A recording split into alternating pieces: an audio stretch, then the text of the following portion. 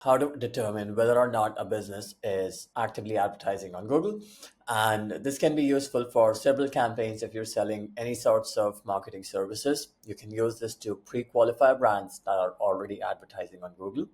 You can also use this method to obtain the details of the ads these brands are running, the variations they're testing, the description, the headline, the images that they are using, and you can create personalized recommendations for those brands if you want to use that outreach approach.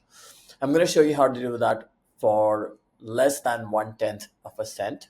And we're going to use Clay here along with a couple of other tools. And let's dive in. So in front of me, I have this list. This is a list of local businesses. We have lots of data available here, scraped by our scraping team. But the most important field that you want to be focusing on is their website, right? So this is the website field. Now I'm going to scroll to the right to show you one by one all of the columns that I created in Clay, how I went about pre-processing this, or going from here to determining whether or not this company is running ads. So the first thing you need to do is you need to use the normalize a domain function to convert this website into a bare bones website, right? So instead of a website that has www, https, and all of those things scattered all over, you want to normalize everything, only have these root domains, right? So you get this normalized URL. This is a free function on Clay. You don't have to pay any credits for this. Next, you want to create a formula column that's gonna, this is the formula. It's basically, you change this region to wherever your clients are. So if it's the US, you use US. If they are in the UK, you use GB. If they are in France, you use FR, and so on and so forth. So you create this formula. This is the URL that you want to be visiting. Now, this URL format is important because when you're advertising on Google, all of those ads are supposed to show up on adstransparency.google.com, which is their ads library, right? Let's look at a couple of these. So this one is, it's not loading because I assume that's because it's like this company, they have 4,000 ads. Let's look at someone that's, running fewer ads so that we can actually look at the advertisements they're running. So what this does is, so if you're already familiar, Google has what they call an ads transparency center, which is their equivalent of the ads library, wherein you can go and look at the ads being run by any of these brands, right? You need to be signed in to be able to look at ads. So I'm going to quickly sign in here, and it's going to start showing me the ads this company is running. So I can look at the image, I can look at the headline, I can even click through and look at the details of this ad. Now, that is exactly what we are going to obtain using this method. So now there's two ways to do this. First is using tools like AdIntel, which is, they make it super straightforward to you. You go to the platform, AdIntel, you log in, they give you 50 credits to start off your free trial. And then if you want more, you can get more. My recommendation is, instead of using something like AdIntel, because it tends to be more expensive, I suggest using something like Apify.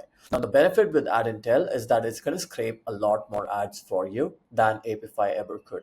And the reason for that is Apify is going to time out here within Clay. So if a company had 4,000 ads, this row, this cell would have timed out because Apify is not going to be able to fetch all of those 4,000 while also respecting Clay's timeout limits. However, AdIntel can do that. If you don't want all of those, I only wanted to know whether or not a company is running ads. So when I set up my Apify actor, I added a limit here saying that I only want the first two results. You could even make this just one, but I got two just for, just so that if in case I wanted to use their ads for further personalization, I could. So this is how you set everything up. You need to add your Apify, you need to obviously connect your Apify account to Clay. You need to add your Apify key here, which is pretty straightforward. I don't want to show you this because it's going to reveal my key, but super straightforward to do. And then what you want to do is you want to go to the Apify page for this actor. Let me pull it up for you here. So it's literally called Google Maps data, Google Ads Scraper. Just search for Google Ads Scraper. The one that I like to use, it is a fixed, I'm going to show you the username of the person, the actor I'm using. So I like this one by Gustavo Silva. And what you want to do to be able to get these details is you want to go to this Apify actor. You want to go to the input, scroll down, run options. First, make sure you set a timeout to 60 seconds. This will ensure that you don't end up consuming a lot of your Apify credits. And then configure this query, right? So if you want to use, like I said, I want to limit this to two results, I will add two here. If I wanted to enable these options, I would do that here.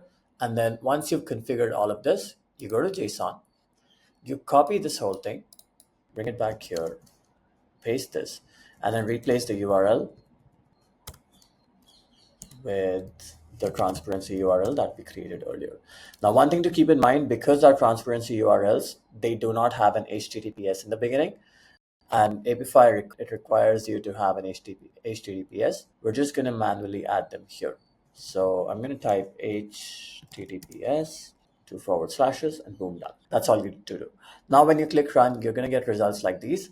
And I'm going to show you what they look like. So for example, with this company, we found 2 ads. Again, there might have been more, but we only wanted the first 2. And that was why we set up a limit here under the run options. So we only asked for 2. It's going to give you the results of both of those ads. You have lots of information available. The URL for the ad, the date that ad was last displayed, all of the variations they are testing with that ad, the locations, the headline, the click URL.